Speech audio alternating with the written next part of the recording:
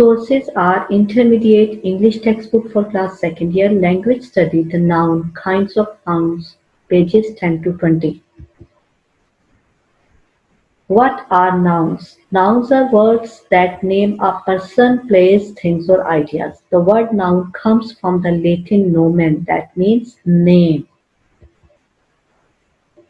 Examples: just everything that we see, touch, smell, taste, make, and even think are nouns. For example, car, water, pencil, beans, work, capitalism, psychology, phone, light, etc. A general name for a person, place, or thing is considered as a common noun. A particular name for a person, place, or a thing is considered as a proper noun. Difference between a proper noun and a common noun. A proper noun usually starts with a capital letter. A common noun usually starts with a common letter. A proper noun sometimes consists of two words. A common noun always consists of one word. Hero is a common noun. Superman is a proper noun. Bridge is a common noun. Brooklyn Bridge is a proper noun. Paper is a common noun. Declaration of Independence is a proper noun. Man is a common noun and Benjamin Franklin is a proper noun. Okay, now you try. Of the nouns in this sentence, which are common and which are proper? The mountains are beautiful in December. Mountains, it's a common noun, and December, it's a proper noun. Match the proper noun with the common noun by drawing a line. Poland. Poland is a country. Country is common noun and Poland is a proper noun. Miss Young. Teacher. Common and proper. Sunday, it's a day. Sunday is proper and day is common. Christmas. Holiday. Holiday is common and Christmas is a proper noun. January. It's a month. Month is common and January is a proper noun. White House. It's a proper noun and building is a common noun. Got it?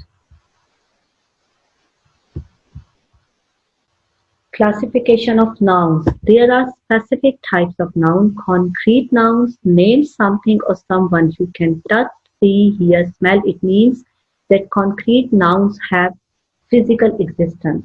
Example: water, book, chicken, music. Abstract nouns name something you cannot perceive with your five senses. For example, hope, kindness, socialism, ideas, and sadness.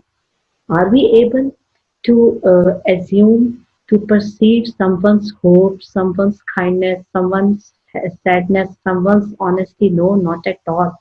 That is called an abstract noun.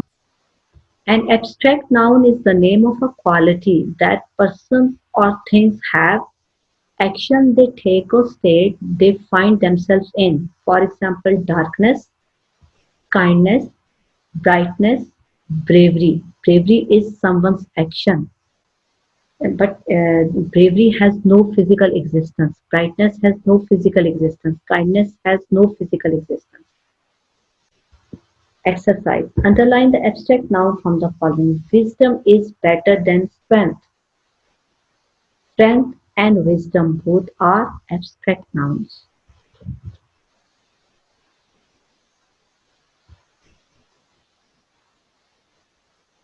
More examples of abstract nouns: knowledge, wisdom, love, justice, freedom, confidence, belief. Now you try. The following sentence contains nouns that are either abstract or concrete. Can you identify which is which? Natalia liked the stillness of the forest. Natalia, concrete noun because she has a physical existence. Forest, yeah, it is a concrete noun because it has a physical existence. Stillness, it's an abstract noun because it has no physical existence. Got it? Material noun. Material noun is the name of a substance of which things are made. For example, iron, gold, brass, marble, copper, steel, cotton, silver. Find out the material noun from the following. Plastic is of much use. Plastic is the name of a material with which we are making the things. That's why it is called a material noun. Cotton dress is cheap. Cotton is a material with which we are making dress. That's why it is considered as a material noun. Iron is very useful metal. Iron is used in making the things. That's why it is considered as a material noun. Collective noun. A collective noun is the name of a group or collection of similar persons. For example, committee. It's a singular unit. Fleet. A team of cricketers, a group of dancers, a herd of cattle, a flock of birds. Find out the collective noun from the following. I saw a bunch of flowers. Bunch of flowers is a collective noun. Name for a number of things as one unit. A collective noun acts like a singular. The team is ready. This word team is representing the whole members of this team, but it is considered as a singular. But it is considered as a singular and it is considered as one unit. The herd is on the move. Herd is representing the one unit. There are more kinds of nouns. Compound nouns are nouns consisting of more than a single word. They are classified in three groups. Hyphenated words, self-rule, 33, man-at-arms, sister-in-law. They contain hyphens, that's why they are known as hyphenated words. Separated words, coffee, table. Okay, whenever we will write them, we will keep one finger distance between them. Coffee is a separate word, table is a separate word. But when we utter them, we say coffee table, social security, dining room, etc. Combined words, school teacher. We will write them together and we will not keep one finger distance between these two words. School teacher, high school, bookshelf, landlord, headmaster. We all are using all these words, but we don't know that what they are called. Compound nouns. Examples of compound nouns. Noun plus noun. Bed plus room. Bedroom. Verb plus noun. Swimming is a verb and pool is a noun. Swimming pool. Preposition plus noun. Under is a preposition. Ground is a noun. Underground. Noun plus verb. Here is noun. Cut is verb and haircut. Then comes possessive noun, noun that shows ownership or possession. Rule number one, making singular nouns possessive. Add an apostrophe plus s to most singular nouns and to plural nouns that do not end in s. Examples, singular nouns, kittens, toy, Joy's car, MLB's ruling. Plurals not ending in s, women's dresses, sheep's pasture, children's toys. Rule number two, making plural nouns possessive. Add an apostrophe only to plural nouns that already end in examples, companies, workers. Any plural which ends with s, we will put apostrophe after s. Horses, stalls, countries, armies. Got it? Possessive noun examples. Lucy's and Ricky's dressing rooms were painted pink and blue. Each owned his or her own dressing room and they are different rooms. That's why we will put apostrophe or and s after each name. Senator Obama's and Senator Clinton's educations are outstanding. Each senator owned his or her education, but they attained separate education. That's why we put apostrophe and s after each noun.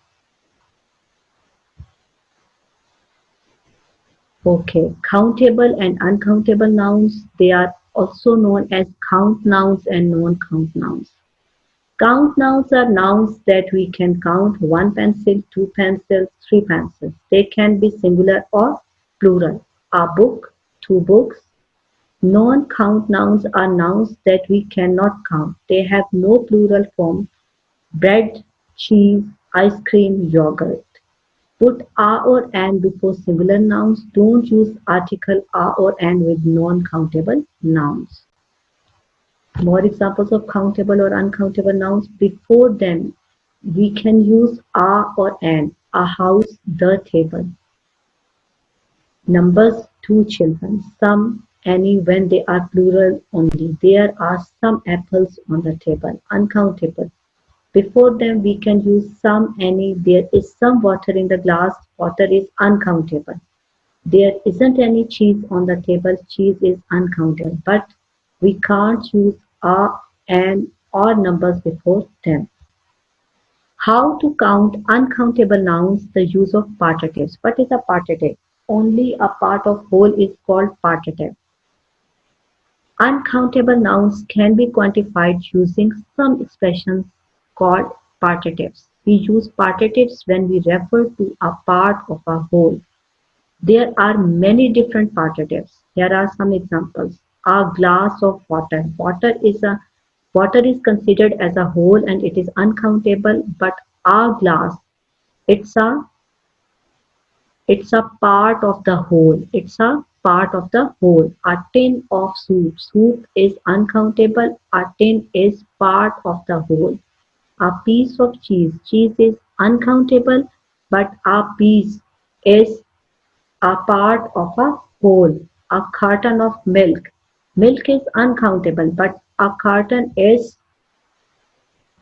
a part of a whole, and that is called partitive. This method is called partitives. A tube of toothpaste, a bag of crisps are considered as uncountable, but a bag is a part of the whole. An item of news is uncountable, but an item is part of the whole. A loaf of bread is uncountable, but a loaf is a part of the whole and it is considered as a partitive.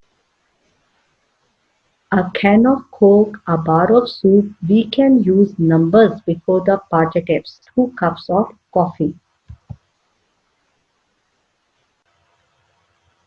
Countable and uncountable nouns.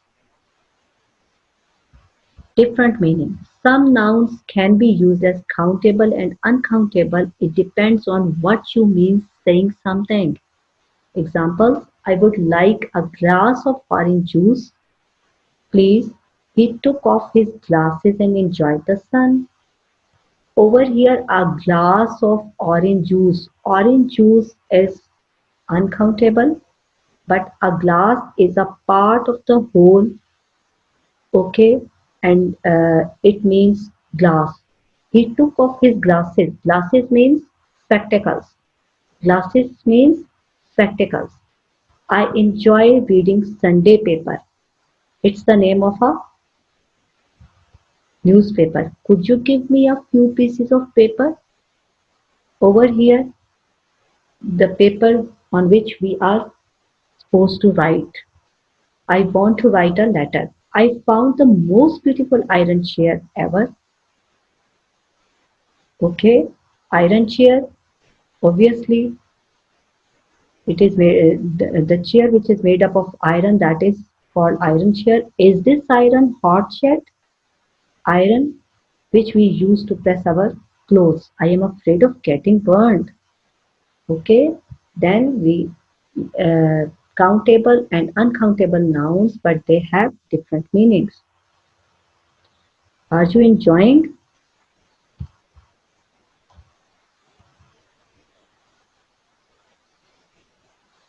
Okay, to refer to a specific amount of uncountable nouns, we use a piece of cake, a glass, bottle of water, a jar of jam, a packet of rice, a loaf slice of bread, a pot of honey, a cup of coffee or tea, a kilo of meat, cheese, a bar of chocolate, soup, a tube of toothpaste, a carton of milk, a bowl of sugar, a bit of cheese, a drop of water or liquid, a lump of sugar, a pile of rubbish or wood. Some of the nouns above can also be used with plural countable nouns: a kilo of lemons, a bowl of berries, etc. Examples are: do you need some bread? Can I have a slice of bread? A slice, it's a partitive of because a slice is the part of the whole. But in the previous example, do you need some bread? That is uncountable.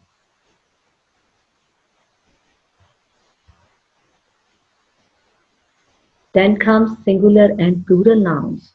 Nouns, singular and plural nouns. Singular nouns refer to one thing, a baby, a dog, a flower. Plural nouns refer to two or more things, babies, dog, flowers. Singular and plural nouns. Sports teams are normally plural. For example, Manchester United are playing next week. We always use a plural verb with the police. The police have arrested Tom. We sometimes use a plural noun with a singular verb, talking about a sum of money, period of time, or distance, etc. Plural nouns. There are some nouns that are always plural, like clothes, trousers, scissors, shorts, manners, etc. They need a plural verb. For example, your clothes are so cute. If they consist of two parts, for example scissors, they can be sewed with a pair of or some. For example, I had just bought a pair of trousers. We do not often use the plural of persons, instead we use people. These nouns end in s but they are not usually plural. For example, mathematics, physics, economics, athletics, news, gymnastics, etc. These nouns end in s can be singular or plural, means, series, species, a means of transport, many means of transport. Some singular nouns are often used with a plural verb. We think of them as a number of people: they, government, staff, team, family, audience, and committee. Okay, now you try. He had a very good weather or very good weather. Kindly guess its answer. And here is the answer. Very good weather. Got it? I want something to read. I am going to buy a paper or some paper. Guess it. A paper. It's very difficult to find a work or job at the moment. Guess it. A job. Bad news doesn't or don't make people happy.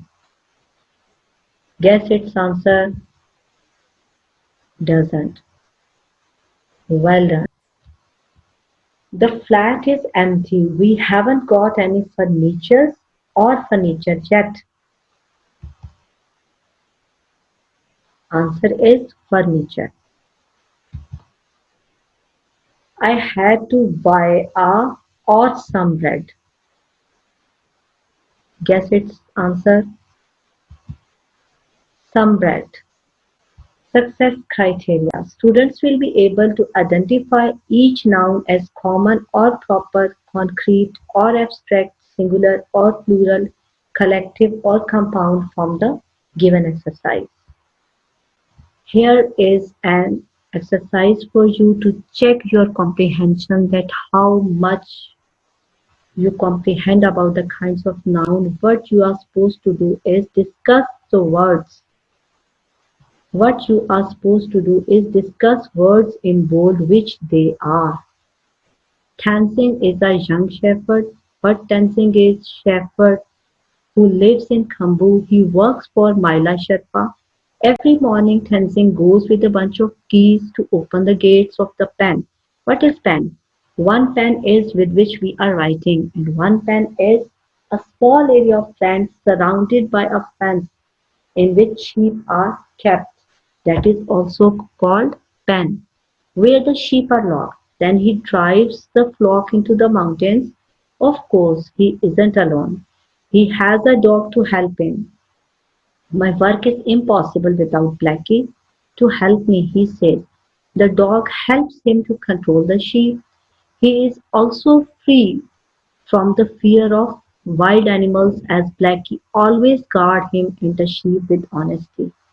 Discuss words in bold which they are. Kindly do it independently and here is the exercise from your textbook. Point out the nouns in the following sentences and say whether they are common, proper, collective, material, or abstract. Always speak the truth. What is truth? It is an abstract noun because it has no physical existence. Okay, number 4. The lion is the king of the beasts. King and lion and beast, all of them are common nouns. Suleiman was the wisest of all kings. King is common and Suleiman is a proper noun. Here are all the sentences from your exercise. You are supposed to attempt it by yourself and inshallah you will be able to attempt it. And after attempting your exercise, you can check your answers from this key. Okay, got it? Thank you for your attention. Allah Hafiz. Stay blessed.